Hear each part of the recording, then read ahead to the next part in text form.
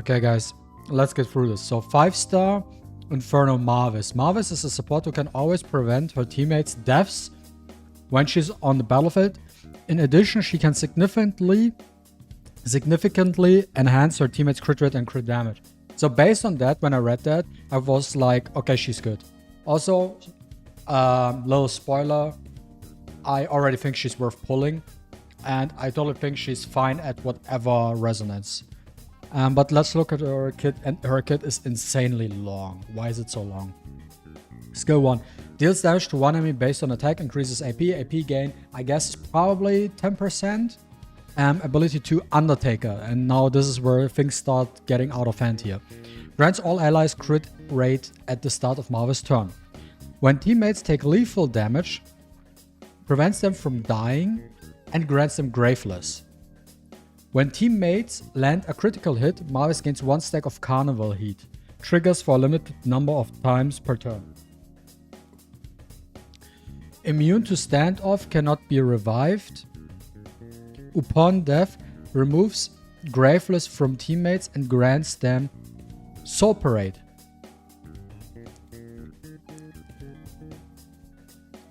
Exactly. And then Graveless. Cannot take action, be selected, take damage, or be healed, speed reduced. So basically what it means, quick understanding. It's not like a revive from a Cecilia or something, or Abigail, when it comes to the ability with the Graveless. From my understanding is that Mavis will put your allies under a gold buff, Graveless status, similar to the 0 hour, but it's different.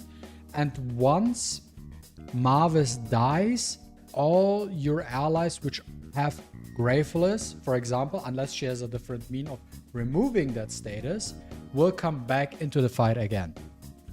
Interesting mechanic, definitely. Carnival Heat will not be removed in subsequent rounds. Stackable with a limit. Each time it reaches a specific number of stacks, deals damage to all enemies based on Mavis' attack. So this is just passive damage. The attack always lands as critical hit.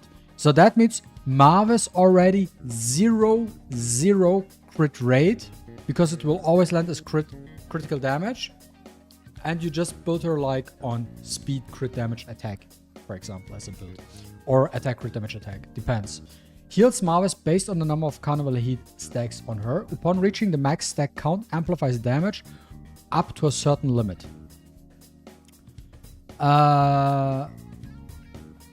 Soul Parade.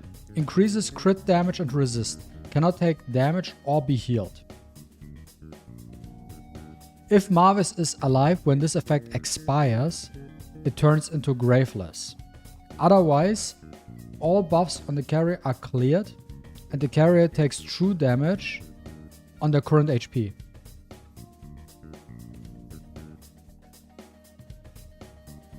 And it turns into Graveless. Otherwise, all buffs on the carrier are...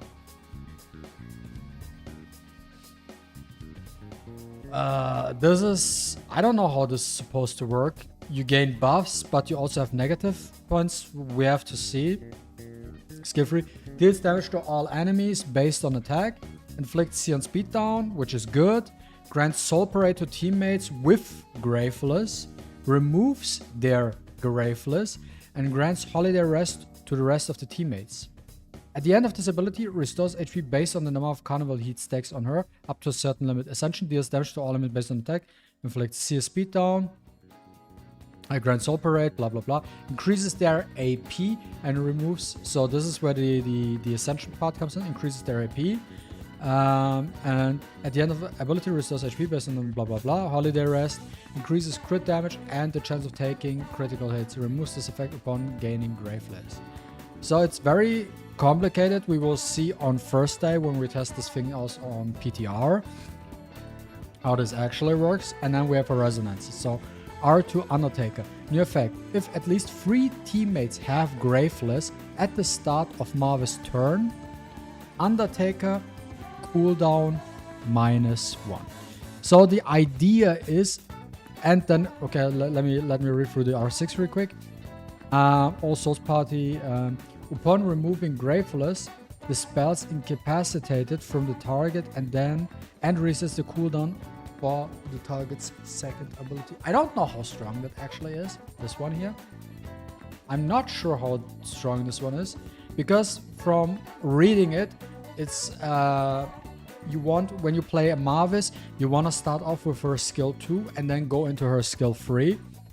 And this is why her R2 is that her Undertaker cooldown -1 turn, and that's her ability 2, because they gain all the stuff here, right? And afterwards you go into ability 3, and then you reduce the cooldown of her second ability. But yeah, she looks promising to me. I'm actually hyped for her. Archibald, 5-star win. When fighting alongside Mavis, he deals more damage and gains support abilities. So it's basically a Leora Elaine situation again, but this time with these two Mexican units. Deals damage to one enemy 2 times based on attack. Each hit has a chance of inflicting silence for 2 turns. Skill 2 attacks all enemies 3 times. Damage per hit, blah blah blah blah blah. Max HP damage based on maximum will not exceed a certain percentage of Archibald's attack. Each hit has a chance of inflicting buff blocker for 2 turns. Carnival Sonata attacks all enemies 3 times. Damage per hit based on his attack and targets match can't exceed a certain number. Has a chance of dispelling. 1 swing for 2 turns. Passive. When an enemy casts basic ability, Archibald gains 1 stack of Carnival Heat. Each stack of Carnival Heat increases Archibald damage. Buffs on enemies with 1 swing can only last up for 1 turn, so they cannot have an insane amount of buffs on them. When ally Mavis takes ability damage, shares a certain percentage of her damage. Ascension attacks all enemies 3 times. Based on blah blah blah blah blah. Each hit has a chance of dispelling, 1 swing, then passive. Again, the same thing. If Mavis is an ally, Archibald crit rate increase. 1 swing. Amplifies basic ability damage, can only use blah blah blah blah blah. So in short form, my personal opinion is we have to test on PTR first, yes. But on the other hand, in my opinion, we have the same situation where we have with Leora and Elaine. Leora works very good on her own, but Elaine does actually perform better when you have Leora in your party. And I think this is the same situation where Mavis does her thing perfectly fine when she's alone, and Archibald kind of needs Mavis to perform better, while on his own he has a hard time. So for me personally, Archibald is already a skip, but we will see. Then his effects are his skill 3 reduce target's max HP upon landing a critical hit, reduction 50% damage, and R6 drop resets the cooldown of Carnival Sonata. So if you do S3 and then use S2, you reset your S3, so you can. So basically, there's no situation ever where you need his S1. So you can do S3, S2, S3, S2, S3, S2, because his S2 will always reset his S3. So it's very spammable. But R6 is a different story. Then Anna, 5-star Shimmer. Bro, I already read her kit. This will be annoying. She's annoying, I'm telling you. Ability 1 deals damage to one enemy based on attack. By the way, she has partial defense ignore on all her abilities. These extra are based on the enemy's current HP. After attacking, she gains AP for every buff she has. So I guess she gets 10% per buff, is what I'm guessing. 10% per buff is her AP gain. So she has a mean of boosting herself. Ability 2, she gains several stacks of Rainbow Shield, then deals damage to one enemy based on attack, ignores defense based on her speed, steals buff from the enemy. So you want to build a speed crit damage attack. After casting the ability, if she has more than a certain number of Rainbow Shield stacks, instantly attacks with Heart Aflame. So if she has more, she can even pursue with her S1. Ascension. Then deals one based on an attack, but steals buff from the enemy. So she can steal. After casting, she attacks instantly again. Gains several stacks of Rainbow Shield at the start of combat. So Ascension is basically, she already has Rainbow Shield stacks at the start of combat. Rainbow Shield, here's the thing. When attacked, blocks the damage from the first hit, has a chance of counter-attacking with Heart Aflame. So this already is the only way you can kill her is while she has that, you need multi-hits. She's already the perfect Tevor counter. Because if you put her on your defense, with the highest attack, Tevor does this as free. She doesn't receive damage because it's just one hit. And you need at least 2 hits to deal damage on her. This is insane. She will be so insane. But I have no chance of pulling her because... yeah, no Shimmer records, guys. No Shimmer records. Ability 3. Spring returns. Anna summons a rainbow greatsword, granting all allies crit damage up and immunity. I can tell you that crit damage up is probably 50%. I have a hunch 50% crit damage up. Then deals damage to one enemy based on attack. Gains several stacks of rainbow shield. Rainbow seed at the start of combat. Gains 1 rainbow seed each time she consumes several stacks of rainbow shield. Rainbow seed. Undispellable. When taking lethal damage, consumes 1 rainbow seed to prevent herself from dying.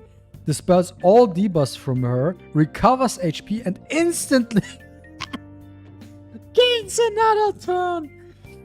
Dude, what is this unit? And then R2 while having rainbow shield counter attacks with Heart of Flame when teammate takes a hit. She's countering. And then R6, new effect, Spring returns while having Rainbow Seed. Anna grants all allies AP for every hit she takes. So you know what she is? So Anna basically is Ashley with the bunny combined, totally cracked out. While having survivability, this unit is too strong.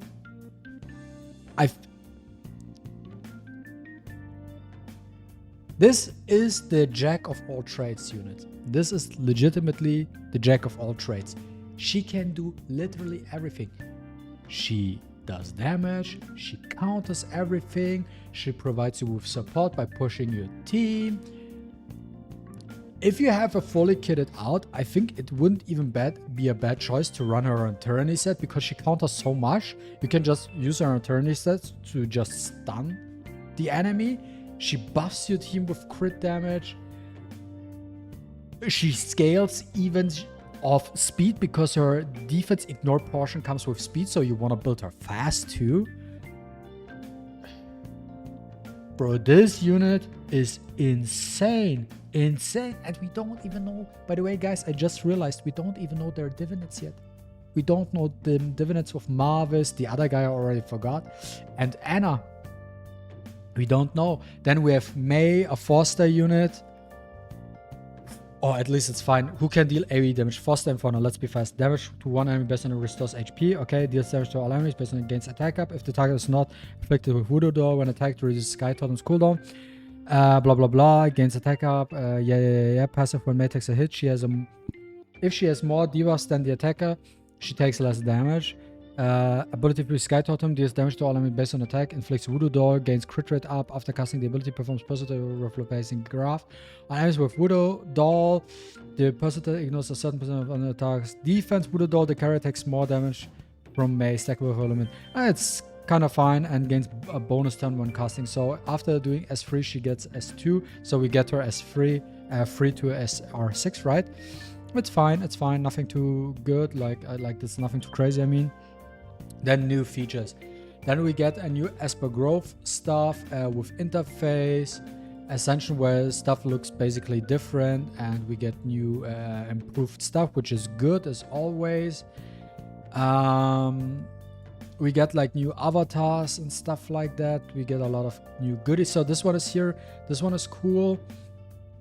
Some Espers can embark on their very own powerful experience made up of growth and battle quests that grant generous rewards, including gold records and the Esper's exclusive dynamic avatar.